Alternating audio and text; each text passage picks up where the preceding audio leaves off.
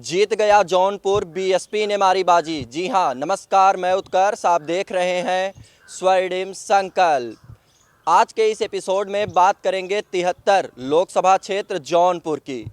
जौनपुर सदर लोकसभा सीट से इस समय जो यहाँ की तमाम प्रमुख पार्टियां हैं उन्होंने अपने पत्ते खोल दिए हैं, अपने प्रत्याशियों के नामों की घोषणा कर दी है। भारतीय जनता पार्टी ने अपना प्रत्याशी बनाया है कृपाशंकर सिंह को, समाजवादी पार्टी ने अपना प्रत्याशी बनाया है बाबू सिंह कुशवाहा को, और बहन कुमारी मायावती जी ने यहाँ पे यॉर्कर पे सिक्सर मार दिया है। यानी कि बीएसपी ने, बहुजन समाज पार्टी ने यहाँ से अपना प्रत्याशी बनाया है जौनपुर के पूर्व सांसद व बाहुबली नेता धनंजय सिंह की पत्नी श्रीकला धनंजय सिंह को।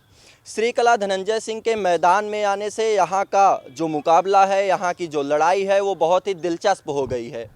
माना जा रहा था अभी तक कि यहाँ से जो लड़ाई है वो समाजवादी पार्टी और भारतीय जनता पार्टी के बीच में होगी, यानी कि कृपाशंकर सिंह और बाबू सिंह कुशवाहा के बीच में यहाँ की लड़ाई होगी। लेकिन श्रीकला धनंजय सिंह के मैदान में आने से जो लड़ाई है वो भाजपा से न हो करके समाजवादी पार्टी और बहुजन समाज पार्टी के बीच में हो गई है। यानी कि अब जो लड़ाई है वो बाबू सिंह कुशवाहा के बीच में होगी और श्रीकला धनंजय सिंह के बीच में होगी।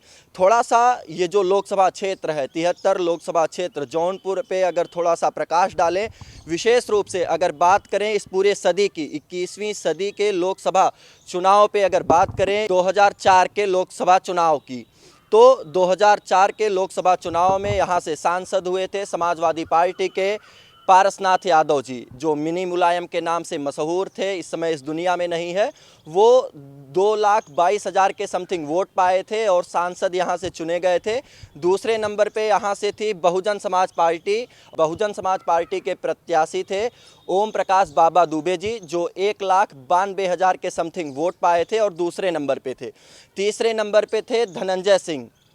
धनंजय सिंह 1,17,000 के समथिंग वोट पाए थे और 2002 के विधानसभा चुनाव में निर्दल रारी विधानसभा सीट से विधायक हुए थे और उसके बाद लोकसभा चुनाव में ताल ठोक दिए थे और अपने दम पे 1,17,000 के समथिंग वोट पाए थे।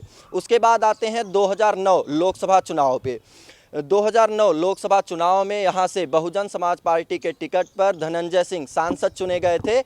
3,02,000 के समथिंग वोट पाए थे। दूसरे नंबर पे थे वही स्वर्गीय पारसनाथ यादव जी, 2,22,000 के समथिंग वैसे ही वोट पाए थे और दूसरे नंबर पे थे। उसके बाद भारतीय जनता पार्टी ये सब थी और उसके बाद 2014 में आए तो 2014 में भारतीय जनता पार्टी के जो प्रत्याशी थे केपी सिंह जी, वो 5 लाख के समथिंग वोट पाए थे और मोदी लहर थी एक तरीके से पूरे देश में, एक तरफा यहाँ से जीते थे। उसके बाद जो पारसनाथ यादव जी थे वो दूसरे नंबर पे थे। धनंजय सिंह भी कम वोट पाए थे, 64,000 के समथिंग धनंजय सिंह फिर भी वोट पाए थे निर्दल लड़ करके। 2019 में आते हैं, धनंजय सिंह चुनाव नहीं लड़ते हैं और सपा बसपा का गठबंधन होता है और श्याम सिंह यादव जी यहाँ से चुनाव जीत जाते हैं अच्छे खासे वोटों से। अब 2024 का लोकसभा चुनाव है और यहाँ पे विशेष रूप से अगर जौनपुर की बात करें तो जौनपुर में बहुजन समाज पार्टी का एक अच्छा खासा वोट है 2 लाख के समथिंग और 1 लाख के समथिंग, 1 लाख से ज़्यादा यहाँ पे धनंजय सिंह जी का भी वोट है। तो जो राजनैतिक विशेषज्ञ हैं, राजनैतिक पंडित हैं, उनका ये मानना है कि जो जौनपुर की सीट है यहाँ पे लड़ाई जो है वो समाजवादी पार्टी और बहुजन समाज पार्टी के बीच होगी और विशेष रूप से कहीं ना कहीं जो बहुजन समाज पार्टी है वो आगे दिख रही है, इस लड़ाई में बहुत आगे दिख रही है और कहीं ना कहीं जो समाजवादी पार्टी है वो थोड़ा सा नीचे दिख रही है।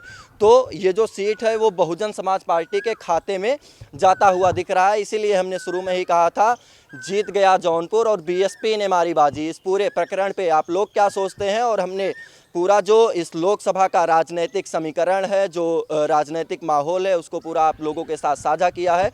इन तमाम चीज़ों को लेकर के आप लोग क्या सोचते हैं और इस बार लोकसभा चुनाव में कौन यहाँ से जीत सकता है ये भी हमें कमेंट बॉक्स में ज़रूर बताएं। और Samajwadi party, Bharatiya Janata party, Bahujan Samaj party को लेकर के आप लोग क्या सोचते हैं ये भी हमें कमेंट बॉक्स में ज़रूर बताएं। देश विदेश से जुड़े हुए आप सभी आत्मीय मित्रों को मेरा सादर प्रणाम, दिव्य नमस्कार।